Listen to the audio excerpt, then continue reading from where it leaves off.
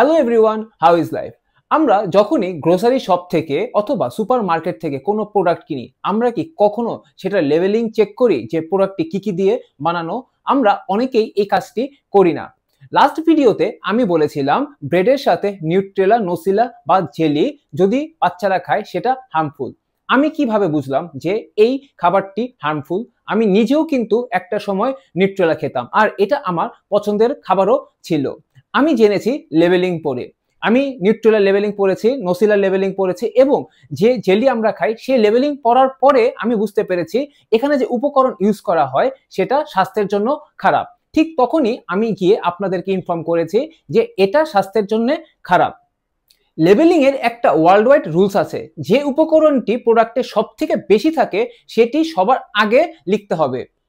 আমি আজকে এই ভিডিওতে কথা বলবো কিভাবে লেবেলিং পড়ে আপনারা বুঝবেন এই প্রোডাক্টটি আপনাদের স্বাস্থ্যের জন্য ভালো নাকি খারাপ, আর উপকরণে কি কি লেখা থাকে যেটা পড়ে আমি বুঝতে পেরেছিলাম যে নিউট্রেলা বা কোনো জেলি এটা স্বাস্থ্যের জন্য হার্মফুল। আপনি যদি আমার চ্যানেলে নতুন হয়ে থাকেন, please subscribe my channel. Labelling এ যে নাম্বারগুলো দেওয়া থাকে এটি কিন্তু পুরো প্যাকেট অথবা পুরো জারের হয়ে থাকে না, এটি মেনলি হয়ে থাকে পার 100 গ্রাম অথবা পার সার্ভিং।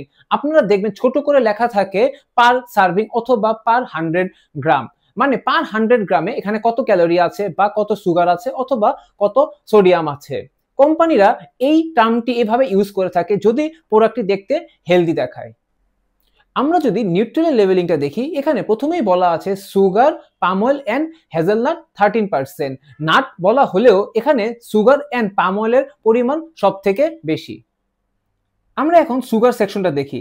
পার 100 গ্রামে লেখা আছে total sugar 56.3 gram, added sugar 49.8 gram, which is almost 50 গ্রাম, মানে এই জারে হাফটা পিওর হোয়াইট সুগার। এই অ্যাডেড সুগার হলো রিফাইন্ড সুগার, যা কোম্পানি ম্যানুফ্যাকচারিং টাইমে দিয়েছে এটার টেস্ট বাড়ানোর জন্য। আমরা যে চায়ে চিনি খাই, 1 teaspoon sugar is equal to 4 grams, তাহলে 56 গ্রাম মানে হচ্ছে near about 14 teaspoons of sugar. তাহলে একবার ভাবুন, আমরা এক কাপ চায়ে যদি 14 চামচ চিনি দিয়ে থাকি সেটা আমাদের জন্য কতটুক ক্ষতিকর। আর ঠিক এই 14 চামচ চিনি আমরা 100 গ্রাম নিউট্রেলা থেকে খেয়ে ফেলছি। যখন আমরা নিউট্রেলার ক্যালোরির পার্টটা দেখি, 100 গ্রাম নিউট্রেলাতে 539 ক্যালোরিজ থাকে, মানে আমরা যে টোটাল ক্যালোরি নেই সারাদিনে এটা অলমোস্ট নিয়ার অ্যাবাউট 2000 থেকে 2020-200 এর মতো হয়ে থাকে।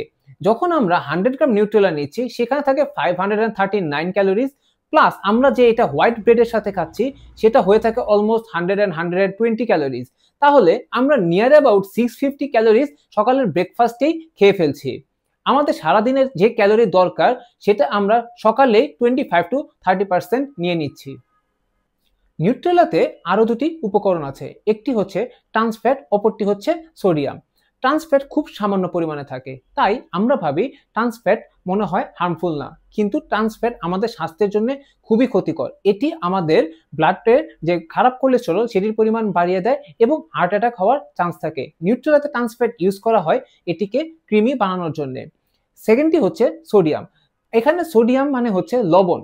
আমাদের এখানে কিন্তু সোডিয়াম থাকার কথা না, কিন্তু এটা টেস্ট বাড়ানোর জন্য বা টেস্টকে ব্যালেন্স করার জন্য সোডিয়াম বা লবণ ইউজ করা হয়েছে। এই সোডিয়াম আমাদের ব্লাড প্রেশার বাড়িয়ে দেয়। এখন নিউট্রেলার পরে আমি যদি নোসিলা নিয়ে কথা বলি, এটার same story, just different jar.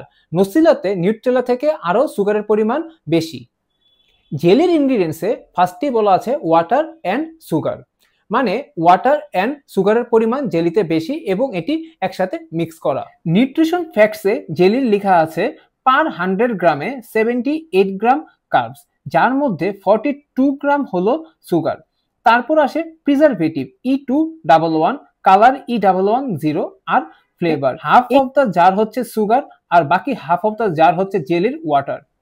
আমি এখন আপনাদের সাথে 5টা ইজি ওয়ে শেয়ার করছি লেভেল চেকিং এর। প্রথমটি হচ্ছে চেক অর্ডার। এই প্রোডাক্টে উপকরণের যে পার্টটি সব থেকে বেশি থাকবে সেটা সবার প্রথমে থাকবে, যেটা একটু কম থাকবে সেটা সেকেন্ডে থাকবে। সেকেন্ড হচ্ছে চেক ফ্যাট, এখানে কোনো ট্রান্স ফ্যাট আছে কিনা, যদি কোনো ট্রান্স ফ্যাট থাকে সেটা আমরা বাদ দেব।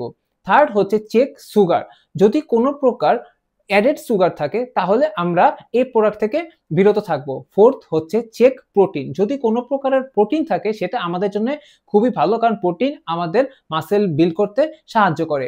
ফিফথ হচ্ছে চেক ফাইবার। যদি কোনো রকমের ফাইবারও থাকে সেটা আমাদের স্বাস্থ্যের জন্য ভালো। যদি কোনো জিরো ফাইবার থাকে তখন আমরা সেই প্রোডাক্টটিও বিরত রাখবো। মাই সাজেশন ইজ, আমরা যখনই কোনো প্রোডাক্ট কিনবো লেবেলিংয়ে দেখে প্রোডাক্ট কিনবো। আমরা ব্র্যান্ড নেম অর টেস্টের উপর বেস করে জাস্ট প্রোডাক্ট কিনবো না, কারণ আমরা যখন একটি প্রোডাক্ট কিনি এটা শুধু আমাদের খাবারের প্রোডাক্ট না, সেটি আমাদের হেলথের উপরেও ইম্প্যাক্ট ফেলে। যদি আপনারা মনে করে থাকেন এই ভিডিও আপনাদের জন্য helpful, please like my video and subscribe my channel fit academy by Sujan. Think fit and stay fit.